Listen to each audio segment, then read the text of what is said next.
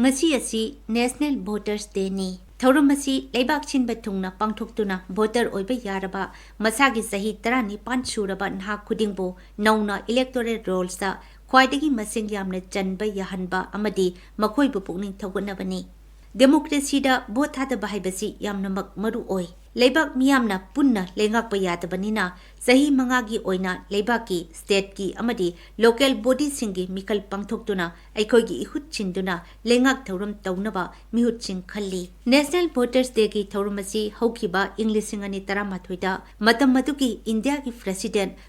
Devi Patil na Election Commission of India ECI linkhat kiba humpumathoi suba sahida haudokhibani Numit asi hudokibagi mapung oipa pandamdi mipung kudimak maru oina anoba voter sing pukning thogatpa electoral rolls da hek yariba makai ming salhanaba honabani Naugna voter oiraba singbu numit asida pangthokpa achamba thauram amada elector photo identity card epic khusinai maduda voter ama oibada aikoi sauthokjai vote thadanaba thaurang tawre haina iri thauramasi sahi khudingi oina tungan ba akaknaba hiram amamam khallaga madubu miyamda ningthina khana naina hanbagi tanjapi chaliba chahi asigi oina electoral literacy for stronger democracy haibasida oi National Voters Day da aikhoina leibak asigi democracy ki chatnarol ngakna jumna amachung ingtapna mikal pangthokpa mikal khudingda akiba amata yaudana karigumba makal amatagi ithil changdana lining ki kanglup phuruki lol gi haiba wafam yaudana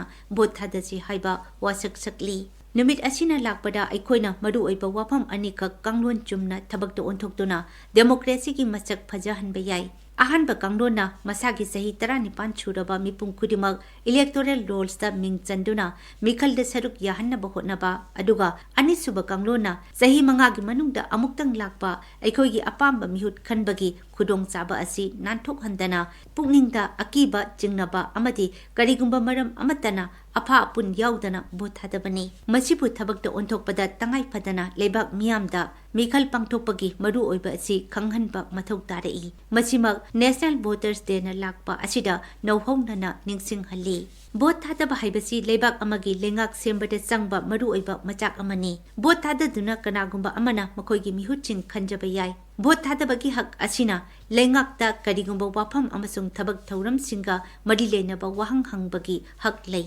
adugi sumathakta democracy chatpa leibak asigi achoba warep lawba matamda aikhoina ningtamna aikhoigi aningba apamba phongdokjaba ngamhali aduna democracy da mikhal pangthokpa aduga leibak miyamna vote thadaba haibasi yamnamak maru oi laibak thibadi haukiba chahi khara asida leibak asida oirakliba democracy ki saktamasi yamna motpa miyamna mikhal da saruk yaningtaba poklai election commission fawba vote thadaningbba mirep yaudраbasu nota haiba kakhallama nauna hapchinduna mikhal di saruk yabiyo haina appeal tawribani Asumna honglakliba democracy ki saktam asina naha oiriba singna electoral rolls da mingchan bada pungning sanglakte haukiba chahi khara asida electoral rolls da mingchan be yaraba masagi chahi 19 churaba mioi singi manungda sada yankhai rom tamak mingchan ki aduga naha oiriba singna electoral rolls da mingchan be tapthabagi atopa maram amana matau karapna mingchan gadagi haibasi khangba watpatakini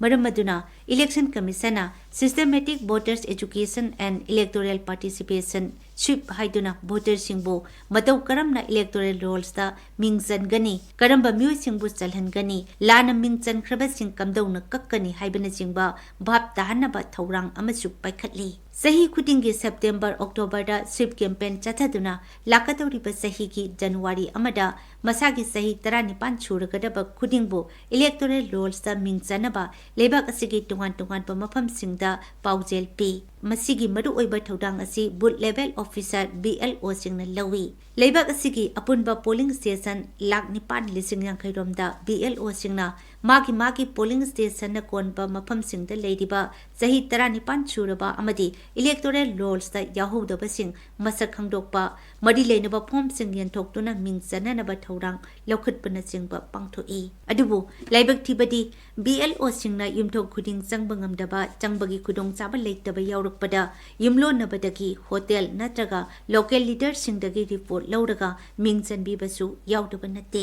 masina electoral rolls da yaufam thokpa kaya yaudaba yauroidabana yaurumbagi wathok kaya laknaba maram oheli electoral rolls चंद्रिङैदा मयुम पानखिबा नुपी मचा कया नौना मिंग चनबदा खुदोंग चादबा युम होंगलकपा अमदि भरादा लैबा मियोय मिंग चनबदा हानगी इलेक्टोरल रोल्स तगी कक्तबा हाना लैरंबा मफमदगी मिंग कखरगा नौना मिंग चनबदा अपनबा थोक्तबसु नते अदुना डेमोक्रेसी की पांडम मपुंग फाहनबा मिखल लाकपदा इखोय खुदिंग सरुक याबा ngamnaba sahi 19 churaba miyoy amata chithadana electoral rolls ता मिंग चलहौनबा होटनाफम थोई।